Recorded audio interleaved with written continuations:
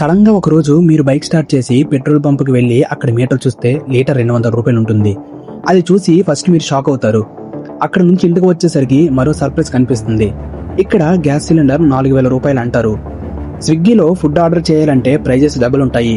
Flight tickets book చేయాలన్నా prices double ఉంటాయి. Vegetables కూడా చాలా కాస్ట్లీగా మారిపోతాయి. ఇది ఎలా పాసిబుల్ అయింది?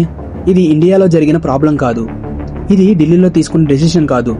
ఇది 3000 కిలోమీటర్లో జరిగిన ఒక టెన్షన్ వల్ల జరుగుతుంది. అదే స్ట్రైట్ ఆఫ్ హార్మోజ్. మ్యాప్ లో చూస్తే స్ట్రైట్ ఆఫ్ హార్మోజ్ చాలా చిన్నగా కనిపిస్తుంది. ఇది పర్షియన్ గల్ఫ్ ని అరేబియన్ సీతో కనెక్ట్ చేసే ఒక చిన్న సీ రూట్ మాత్రమే. కానీ రియాలిటీలో ఇది ప్రపంచ ఎకనామీకి మెయిన్ స్విచ్ లాంటిది. రోజుకి ప్రపంచంలో వినియోగించే ఆయిల్ లో దాదాపు 20% ఈ ఒక్క రూట్ ద్వారానే వెళ్తుంది. అంటే ప్రపంచం ఉపయోగించే ప్రతి 5 బ్యారెల్స్ లో ఒకటి ఇక్కడి నుంచే వస్తుంది. Saudi Arabia, UAE, Iraq, Kuwait వంటి దేశాలు తమ ఆయిల్ ఎక్స్పోర్ట్స్ కోసం ఈ రూట్ మీద పూర్తిగా ఆధారపడుతుంటాయి. ఇప్పుడు ఇమాజిన్ చేయండి, ఈ రూట్ ఒక్కరోజు బ్లాక్ అయితే ఒక్కసారిగా ప్రపంచానికి వెళ్లే ఆయిల్ ఫ్లో దెబ్బతింటుంది. సప్లై తగ్గిపోతుంది, కానీ డిమాండ్ మాత్రం అలాగే ఉంటుంది. దాంతో ప్రైజెస్ ఒక్కసారిగా పెరిగిపోతాయి. మార్కెట్ లో ప్యానిక్ మొదలవుతుంది. అన్సర్టెనిటీ పెరుగుతుంది. గ్లోబల్ ఎకనామీకి ఒక పెద్ద షాక్ తగిలినట్టు అవుతుంది. ఇక్కడే ఇరాక్ కి పవర్ ఉంది, ఎందుకంటే ఈ స్ట్రైట్ ఆఫ్ హార్మోజ్ దగ్గరే అది ఉంది. ఇలాంటి వార్ సిచ్యువేషన్ లో ఈ రూట్ ని కంట్రోల్ చేయగలిగే పొజిషన్ లో ఇరాన్ ఉంటుంది. ఇప్పుడు ఒక ఇంపార్టెంట్ క్వశ్చన్, ఈ ప్రాబ్లం మిడిల్ ఈస్ట్ లో జరుగుతుంటే ఇండియాకి ఎందుకు ఇంపాక్ట్ అవుతుంది? ఆన్సర్ చాలా సింపుల్, కానీ చాలా డేంజరస్. ఇండియా ఒక ఇంపోర్ట్ డిపెండెంట్ ఎకనామీ. ముఖ్యంగా ఎనర్జీ విషయంలో మనం ఉపయోగించే ఆయిల్ లో పెద్ద భాగం బయట నుంచి వస్తుంది, మరియు ఆ ఆయిల్ లో చాలా మిడిల్ ఈస్ట్ నుంచే వస్తుంది.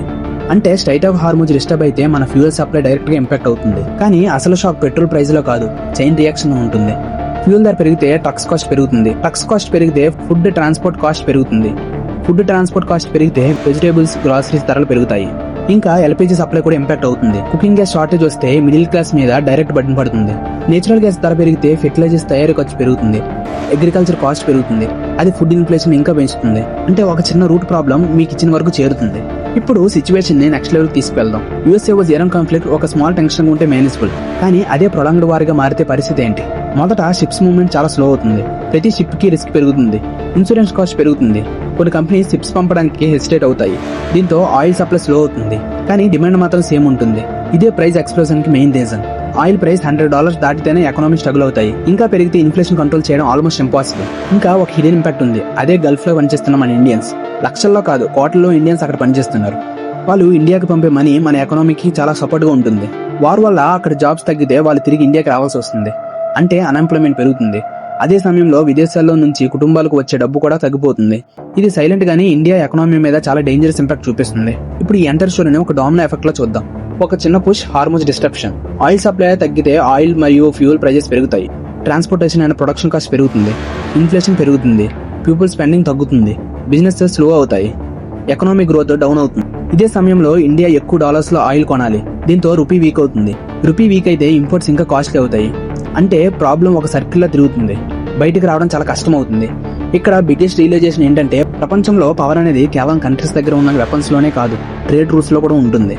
స్ట్రైట్ ఆఫ్ హార్మోజ్ లాంటి చిన్న రూట్ కూడా ప్రపంచ ఎకనామీని షేక్ చేయగలదు. యుఎస్ఏ ఇరాన్ కాన్ఫ్లిక్ట్స్ మనకు దూరంగా జరుగుతున్నట్లు కనిపించినా దాని ఎఫెక్ట్ మన డైలీ లైఫ్ లో కనిపిస్తుంది.